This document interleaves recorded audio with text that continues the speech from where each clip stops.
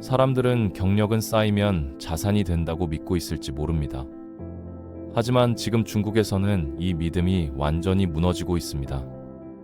아침에 출근하던 직장에서 어느 날 갑자기 너무 나이가 많다는 이유로 쫓겨납니다. 성과도, 실력도, 경력도 그 앞에서는 아무 의미가 없습니다. 더 충격적인 건 그 다음입니다. 새로운 일자리를 찾으려 해도 모든 채용 공고에는 이 한 줄이 적혀 있죠. 35세 이하. 이 기준 하나 때문에 수백만 명의 중산층 직장인들이 하루아침에 사회의 가장자리로 밀려나고 있습니다. 이 현상은 우연도 일시적인 불황도 아닙니다. 중국 사회 내부에서 구조적으로 만들어진, 그리고 지금 이 순간에도 사람들의 인생을 잘라내고 있는 규칙이죠. 사람들은 이것을 이렇게 부릅니다. 35세 저주.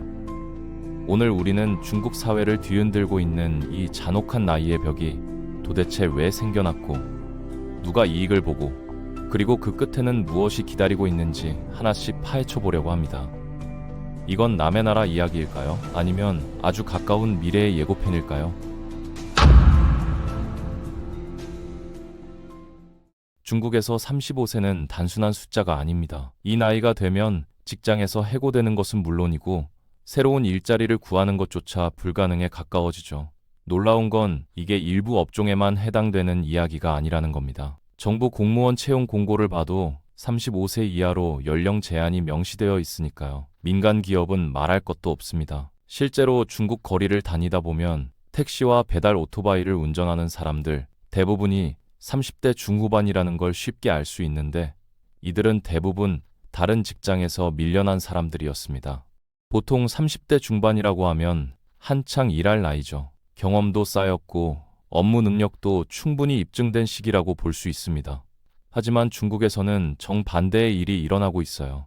이 나이대가 되면 오히려 회사의 짐이 된다고 여겨지기 때문입니다. 특히 IT와 테크 분야에서 이런 현상이 극명하게 드러나는데 텐센트, 알리바바, 바이트댄스 같은 글로벌 대기업들이 앞장서서 35세 이상 직원들을 내보내고 있습니다. 중국 전자상거래 플랫폼인 핀돈더를 보면 상황이 얼마나 심각한지 알 수 있습니다. 이 회사 직원들의 평균 연령이 27세밖에 안 되거든요. 젊은 인력만을 선호하는 건 비단 핀도더만의 문제가 아닙니다. 바이트댄스의 창업자는 아예 공개적으로 직원들을 더욱 젊게 만들겠다고 선언했고 메이투안에서 일했던 관리자는 인터뷰에서 솔직하게 말했죠. 20대와 30대 초반은 에너지가 넘치고 회사를 위해 자신을 희생할 의지가 강하지만 가정을 꾸리고 나이가 들면 회사가 요구하는 강도 높은 업무를 따라가기 힘들다고요. 이런 분위기는 IT 업계를 넘어서 사회 전반으로 퍼져나가고 있습니다. 웨이보에 올라온 한 게시글이 큰 화제가 됐는데 내용을 보면 정말 충격적이에요. 편의점 아르바이트 채용 공고조차 35세 이하만 지원 가능하다고 적혀 있더라는 겁니다. 글쓴이는 이렇게 말했습니다. 35세에 해고당하는 건 그 사람의 인생을 파괴하는 것과 다름없다. 교사나 공무원처럼 안정적인 직업을 가진 친구들 빼면 첫 직장에서 40대까지 계속 일하는 사람은 손에 꼽을 정도다. 많은 사람들이 고향으로 돌아가고 있다. 이 글에서 특히 인상적인 부분은 세대 간 불안을 표현한 문장이었습니다. 지금 80년대생들은 90년대생들이 무자비하게 해고되는 걸 보고 있다. 아마 내일은 90년대생들이 00년대생들의 해고를 지켜보게 될 것이다. 상황이 이렇다 보니 35세 이상을 가리키는 고령 청년이라는 신조어까지 생겨났습니다. 서점에 가면 35세, 마음에서부터 다시 출발하라, 35세 이전에는 규칙을 따르지 마라 같은 제목의 책들이 즐비하죠. 35세가 하나의 거대한 분기점이 되어버린 겁니다. 그렇다면 대체 어떻게 이런 상황이 만들어진 걸까요? 이 문제의 뿌리는 생각보다 깊습니다. 1990년대로 거슬러 올라가야 하거든요. 당시 중국은 개혁 개방을 막 시작한 시기였습니다. 새로운 경제 시스템이 도입되면서 젊고 새로운 사고방식을 가진 인력이 절실히 필요했죠. 정부는 공무원 사회를 젊게 만들기 위한 정책을 추진했고 1994년에 국가 공무원 임용 규정에 35세 이하라는 연령 제한을 명문화했습니다. 이 조치는 원래 정치권의 노년층 중심 문화를 개선하기 위한 것이었습니다. 하지만 예상치 못한 결과를 가져왔죠. 민간 기업들이 정부의 이런 기준을 그대로 따라하기 시작한 겁니다. 2001년 베이징에서 열린 대형 채용 박람회를 보면 당시 상황을 알 수 있는데 참가한 2,000여 개 회사 중 절반 이상이 35세 이하만 채용한다고 명시했습니다. 통계를 보면 더 확실해집니다. 35세 이상 구직자는 2.5명이 일자리 하나를 놓고 경쟁해야 했지만 35세 미만은 일자리 2개가 구직자 1명을 기다리고 있었으니까요. 회사들은 왜 하필 35세를 기준으로 삼았을까요? 당시 기업들의 설명은 단순했습니다. 젊은 사람이 체력도 좋고 가정에 대한 부담도 적다는 거였죠. 하지만 이걸 솔직하게 번역하면 나이가 들면 오래 일을 시킬 수 없다는 뜻입니다. 중국 경제가 급속도로 성장할 수 있었던 가장 큰 이유 중 하나가 바로 값싼 노동력이었다는 점을 생각해 보면 이해가 됩니다. 가족이 생기면 야근을 시키기도 애매하고 오래 일한 만큼 급여도 더 줘야 하는데 대부분의 일이 단순 노동이었으니 기업 입장에서는 굳이 나이 든 사람을 고용할 이유가 없었던 거죠. 이런 관행이 점차 굳어지면서 사회 전체의 문화로 자리 잡았습니다. 분위기와 문화라는 건 사람들이 생각하는 것보다 훨씬 강력한 힘을 발휘하거든요. 당연한 것처럼 받아들여지면 반발도 줄어드니까요. 그래서 초기에는 큰 문제로 여겨지지 않았습니다. 당시 중국은 고속 성장을 하고 있었고 청소부든 배달원이든 기회만 잘 잡으면 성공할 수 있다는 희망이 있었죠. 물론 농민공처럼 처음부터 차별받아서 계층 이동이 불가능한 사람들도 있었지만 이들은 사회의 목소리를 낼 수 있는 위치가 아니었습니다. 게다가 35세 정도의 해고를 당해도 그게 나이 때문인지 명확하게 인식하지 못하는 경우가 많았습니다. 매일 일에 치여서 다른 사람들과 상황을 공유할 기회도 없었고 뉴스에서는 당연히 이런 이야기를 다루지 않았으니까요. 35세 저주가 본격적으로 심각한 사회 문제로 부상한 건 2010년대 중반부터입니다. 텐센트, 알리바바, 바이두, 화웨이 같은 빅테크 기업들이 폭발적으로 성장하면서 상황이 달라졌죠. 동시에 SNS가 보편화되면서 사람들이 서로의 경험을 공유할 수 있게 됐습니다. 이 시기에 등장한 게 바로 악명 높은 996 근무제입니다. 아침 9시에 출근해서 밤 9시에 퇴근하고 주 6일을 일하는 시스템이죠. 이런 살인적인 근무 강도를 견디려면 엄청난 체력과 시간 투자가 필요한데 자연스럽게 젊고 가정에 얽매이지 않은 사람들을 선호하게 됐습니다. 어느 IT 기업 관계자는 이렇게 말했습니다. 35세는 명확한 분기점이다. 그 나이를 넘긴 엔지니어 중 소수만이 임원으로 승진하고 대부분은 그 전에 회사를 떠난다. 기업들은 이런 방침을 숨기려고 하지도 않습니다. 2019년 텐센트의 마와텅 회장은 관리직 10%를 구조조정하겠다고 발표하면서 더 열정적이고 젊은 동료들이 빈자리를 채워야 한다고 강조했죠. 중국판 틱톡인 콰이쇼도 30대 중반 기술자들을 대상으로 정리해고 프로그램을 진행했습니다. 2021년 말 28,000명이었던 직원 수가 2023년 6월에는 17% 감소했는데 해고된 사람들 대부분이 30대 중반이었습니다. 흥미롭게도 해외 투자자들은 이런 현상을 중국 시장의 매력으로 평가했습니다. 비용 절감이 확실하다는 이유에서였죠. 35세 이전에는 회사의 자산이지만 35세 이후에는 비용이 된다는 자조적인 말이 나오기 시작한 것도 이 시기입니다. IT 분야가 가장 극심하긴 하지만 다른 업종도 상황은 비슷합니다. 비정규직이나 일용직 시장까지 이런 현상이 퍼져 있죠. 전문 기술이나 경험이 중요한 분야에서는 연령 차별이 상대적으로 덜한 편이지만 투자자들이 인건비를 줄이라고 압박하면서 경력이 오래된 직원들을 조기 퇴직시키는 일이 늘고 있습니다. 미디어나 엔터테인먼트 업계는 트렌드에 민감하다는 특성 때문에 상황이 더 심각합니다. 2019년쯤 되자 중국 인터넷을 중심으로 35세 저주라는 용어가 널리 퍼지기 시작했고 해외 언론들도 이 문제를 주목하기 시작했습니다. 2020년 코로나19 팬데믹으로 경제 상황이 악화되고 대규모 구조조정과 해고가 이어지면서 35세 전후의 직장인들이 느끼는 위기감은 더욱 커졌죠. 2020년 3월 이후 구직 시장을 분석한 조사 결과를 보면 상황의 심각성이 드러납니다. 35세 이상 구직자의 65% 정도가 6개월 이상 실업 상태에 있었고 절반가량이 소비 수준을 대폭 낮출 만큼 경제적 타격을 받았습니다.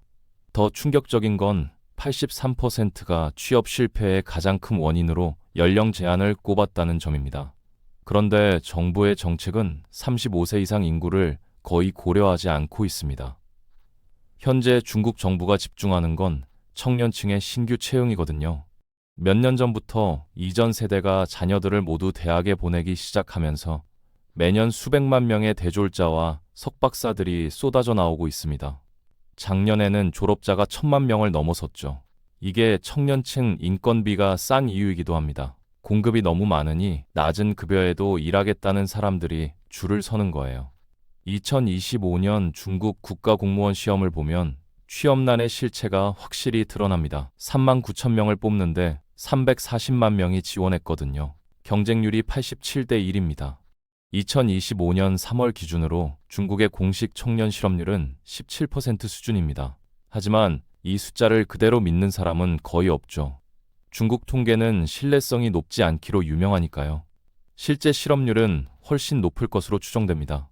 2023년에는 실업률이 너무 높아지자 아예 통계 발표를 중단한 적도 있었습니다. 당시 베이징대 국가발전연구원의 한 부교수는 중국 청년 실업률 통계가 심각하게 과소평가됐다면서 실질적인 청년 실업률은 48% 정도에 달한다고 주장하기도 했습니다.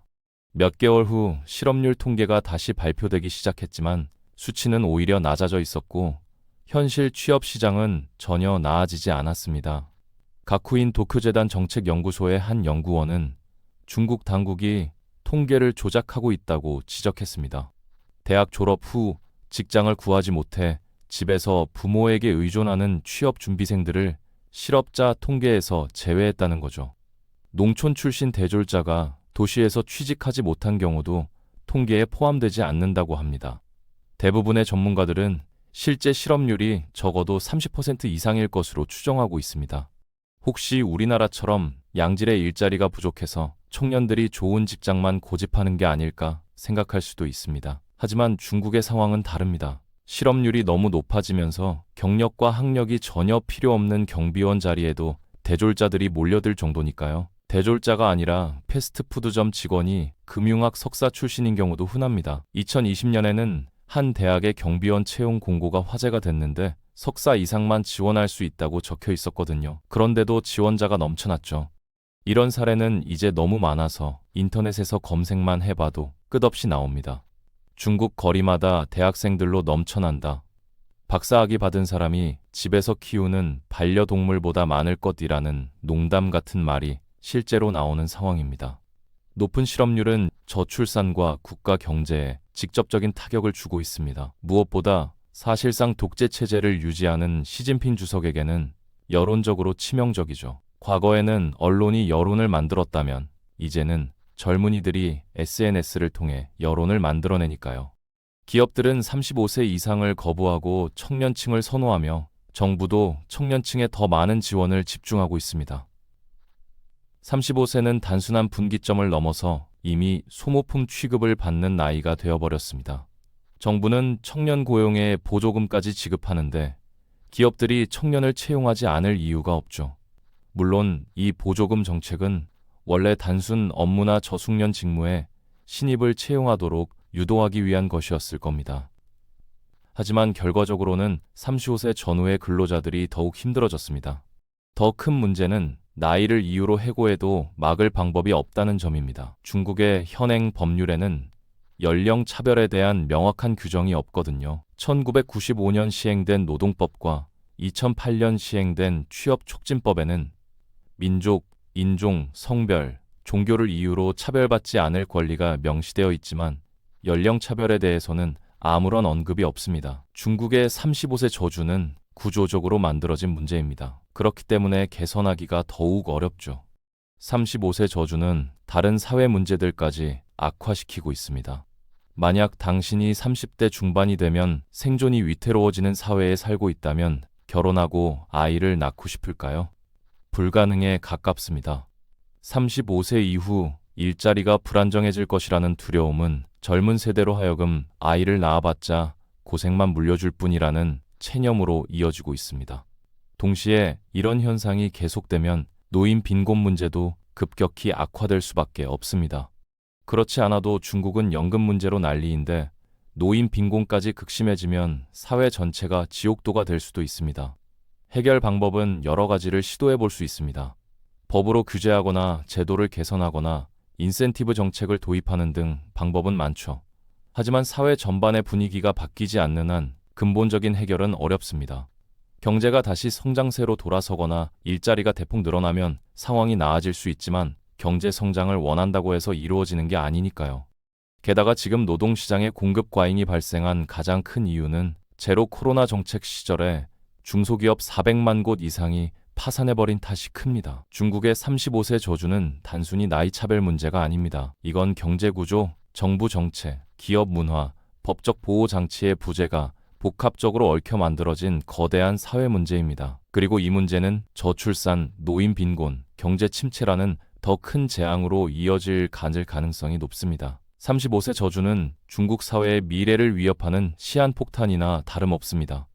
35세 저주는 어느 날 갑자기 생겨난 비극이 아닙니다. 경제 구조가 그렇게 설계됐고 정책이 그 방향을 밀었고 기업 문화가 그걸 당연하게 받아들이면서 조용히 굳어져 온 결과입니다. 그래서 더 무섭습니다.